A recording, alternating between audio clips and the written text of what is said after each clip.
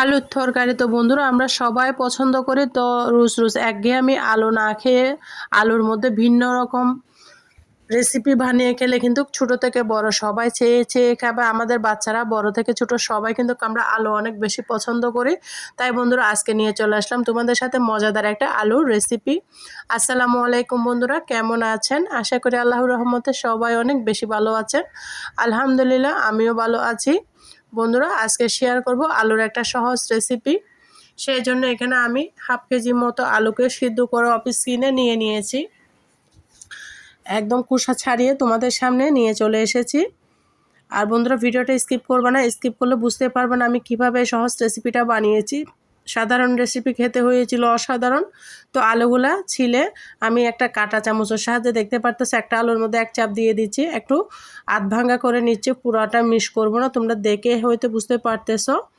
আলুগুলাকে সুন্দর করে আমি একটা কাঁটা চামচের সাহায্যে ভেঙে নিলাম, মিক্স করে নিলাম। বন্ধুরা দেখতে পারতেছো, তোমরা এভাবে করে নিবা। আর বন্ধুরা আমার চ্যানেলে যদি নতুন ভিজিট করে থাকো প্লিজ বন্ধুরা আমার চ্যানেলটা আমাকে ভালোবেসে সাবস্ক্রাইব করে দেওয়ার অনুরোধ রইল।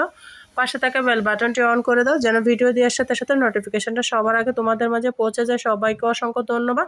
তো বন্ধুরা আমি এখন চলে এসেছি কিচেনের মধ্যে। চুলার মধ্যে একটা প্যান বসিয়ে দিয়েছি, দিয়ে দিয়েছি একটা গোটা শুকনো মরিচ। তো বন্ধুরা শুকনো মরিচটাকে ভালো মতো টেলে নিতে হবে। এখানে আমি আর কিছু মশলা অ্যাড করব।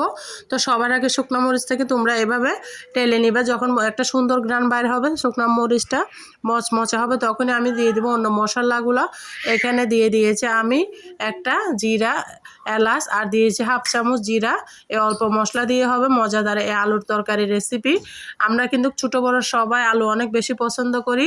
তাই রোজ মাছ মাংস দিয়ে আলু না খেয়ে যদি এভাবে ভিন্ন রকমভাবে আলু রান্না করে দেওয়া যায়, একটা রুটির সাথে 10টা রুটি খাওয়া হয়ে যাবে। এতটা মজা হয় এই রেসিপিটা, তোমরা বাসায় ট্রাই করলে বুঝতেই পারবা বন্ধুরা এত মজা।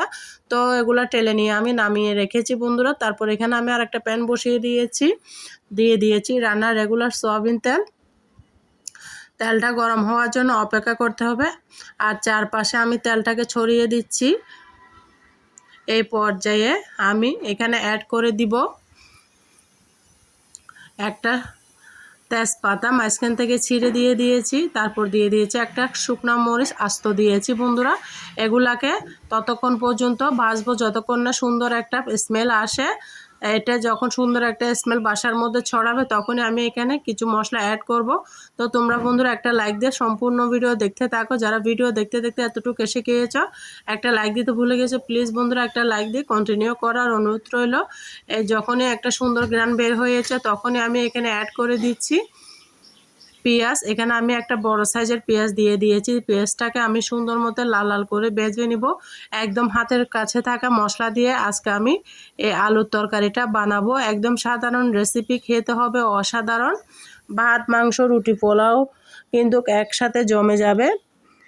লুচি পরোটার সাথেও এই তরকারিটা একদম জমে যাবে বন্ধুরা। সকাল বিকালে বাচ্চাদের টিফিনে যদি এরকম আলুর তরকারির সাথে যদি লুচি আলু পরোটা দাও তাহলে কিন্তু সবাই কিন্তু আঙুল চেটে পুটে খাবে, এতটা মজা হয়। তারপর এখানে দিয়ে দিয়েছি পেঁয়াজগুলা লাল হওয়ার পরে শুকনো লাল মরিচের গুঁড়া। আমি এখানে 1 চামচ লাল মরিচের গুঁড়া দিয়েছি। তারপর হাফ চামচ দিয়ে দিয়েছি হলুদের গুঁড়া। এই অল্প উপকরণ দিয়ে আমি আজকে রেসিপিটা বানাবো। এখানে কোনো আমি ভাজা জিরার গুঁড়া দিব না বা কোনো বাড়তি মশলা দিব না, কারণ এখানে আমি মশলা টেলে নিয়েছি, ওখানে ওগুলাই দিব। তো তোমরা শেষ পর্যন্ত দেখতে থাকো ওই মশলাগুলো আমি কখন ব্যবহার করতেছি।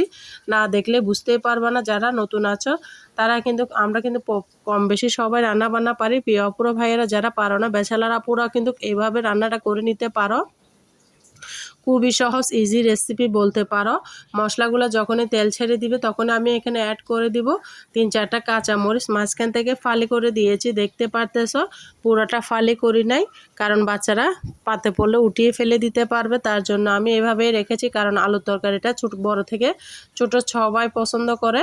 তো দিয়ে আমি আলুগুলো ঢেলে দিয়ে ভালো করে নাড়াচাড়া করে আলুটাকে কষিয়ে নিব। এমনভাবে নাড়তে হবে যেন সব আলু মশলার সাথে একসাথে জড়িয়ে যায়, সেইভাবে নাড়াচাড়া করে নিতে হবে। আর বন্ধুরা তোমাদের কাছে একটা অনুরোধ করব, আমি ভীষণ অসুবিধার মধ্যে আছি। তোমরা সবাই আমার জন্য মন থেকে বেশি বেশি করে দোয়া করবা যেন আমার ঘরের সকল সমস্যার সমাধান হয়ে যায়। তোমাদের কাছে দোয়া চাই বন্ধুরা, আমার বাচ্চারা যেন ভালো থাকে, আমি যেন ভালো থাকি। তোমরা সবাই সেই দোয়াই করবা। তো বন্ধুরা, এখানে আমি আলুগুলাকে কষিয়ে নেব। ইউটিউব যেহেতু চ্যানেল যখন আছে, কাজ করতে হবে, তো অনেক কষ্ট করে কাজগুলা করি। প্লিজ সবাই আমাকে ক্ষমার দৃষ্টিতে দেখো। আমার কথার মাঝে যদি কোনো ভুল ত্রুটি হয় তো আমাকে সবাই ক্ষমার দৃষ্টিতে দেখো বন্ধুরা। তো এখানে আলুগুলা কষিয়ে নিয়েছি, আবারও নাড়াচাড়া করে দিচ্ছি, দেখতে পারতেছ। তো এই পর্যায়ে আমি অ্যাড করে দিব পানি, পরিমাণ মতো পানি অ্যাড করে দিয়ে আলুটাকে রান্না করে নিব 5 মিনিট মতো। তোমরা এভাবে রান্না করে নিতে পারবে। হাতে মাত্র 10 মিনিট সময় থাকলে এই আলুর তরকারিটা হয়ে যায় বন্ধুরা, বেশিক্ষণ টাইম লাগে না। তো আর বন্ধুরা, ভিডিওটা কোথাও যদি দেখতে দেখতে ভালো লাগে, তোমরা একটু শেয়ার করে দেওয়ার অনুরোধ রইল। তোমার একটা শেয়ারে প্রিয় আপুদের ভাইয়াদের অনেক কাজে আসবে। তো তোমাদের কাছে অনেক অনেক কৃতজ্ঞ আমি। তোমাদের সাপোর্ট ছাড়া কিন্তু আমি কখনো ইউটিউবে টিকতে পারবো না। তো তোমরা সাপোর্ট করো। তো আমি সবার পাশে আছি, তোমরা আমার পাশে থাকো ইনশাল্লাহ। তো এইগুলা আমি আবারও লবণ দিয়ে দিয়েছি স্বাদ মতো। তোমরা এভাবে লবণ দিবা, তাহলে খেতে অনেক বেশি ভালো লাগে। লবণ ছাড়া কিন্তু কোনো জিনিস ভালো লাগে না। তো লবণটা মোস্ট ইম্পর্ট্যান্ট। চেক করে নিয়েছি লবণটা হয়েছে কিনা। আমার লবণটা হয়েছে। এই পর্যায়ে আমি এখানে অ্যাড করে দিব চিনিটা দিলে স্বাদের ব্যালেন্স ভালো থাকে। তো চিনিটা দিয়েছি, তোমরাও চাইলে দিতে পারো, আর না চাইলে স্কিপ করতে পারো। তবে চিনিটা যে কোনো রেসিপিতে দিলে খেতে ভীষণ ভালো হয়। তো এবার এই পর্যায়ে আমি তেজপাতাগুলো সুন্দর করে উঠিয়ে ফেলে দিচ্ছি, দেখতে পারতেছো।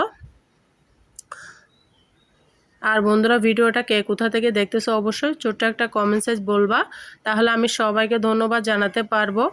তো এখানে আমি মশলাগুলো অ্যাড করে দিয়েছি। তোমরা হয়তো দেখেই বুঝতে পারতেছো কতটা কালারফুল এসেছে আলু তরকারিটা। এই মশলাগুলো সুন্দর করে অ্যাড করে দিলাম। এই মশলার ঘ্রাণে কিন্তু এক থালা বা শেষ হয়ে যাবে। একটার জায়গায় 10টা রুটি খাবে তোমরা, কথা দিলাম। এই পর্যায়ে আমি 2 মিনিট রান্না করে নিয়েছি মশলাগুলা দিয়ে। এখন আমি আবারও নাড়াচাড়া করে দিচ্ছি। তোমাদেরকে আলুর ঝোলের গ্রেভিটা দেখাচ্ছি কতটা ঘন হয়েছে। এটা যখন ঠান্ডা হবে তখন আরও আলু ঝোলটা টেনে নিবে। তাই আমি এই পর্যায়ে ঢাকা দিয়ে 2 মিনিট মতো রেখে দিয়েছি, যেন একটু ভালো মতো ঘন হয়েছে। তারপর তোমাদের সাথে পরিবেশন করে শেয়ার করতেছি। দেখতে পারতেছো কতটা সুন্দর হয়েছে সাধারণ আলু তরকারি। খেতে হবে অসাধারণ, রুটির সাথে তো একদম জমে যাবে। আমি তোমাদেরকে পরিবেশন করে দেখিয়ে দিচ্ছি কেমন হয়েছে আমার মজাদার এই আলুর তরকারি। অবশ্যই আমাকে ছোট্ট একটা কমেন্টসে জানাবা। আর তোমরা যারা এখনো পর্যন্ত আমার ভিডিও দেখতেছো কিন্তু লাইক কমেন্ট শেয়ার করতে ভুলে গিয়েছো, প্লিজ বন্ধুরা আমার ভিডিওটা লাইক কমেন্ট শেয়ার করে দাও।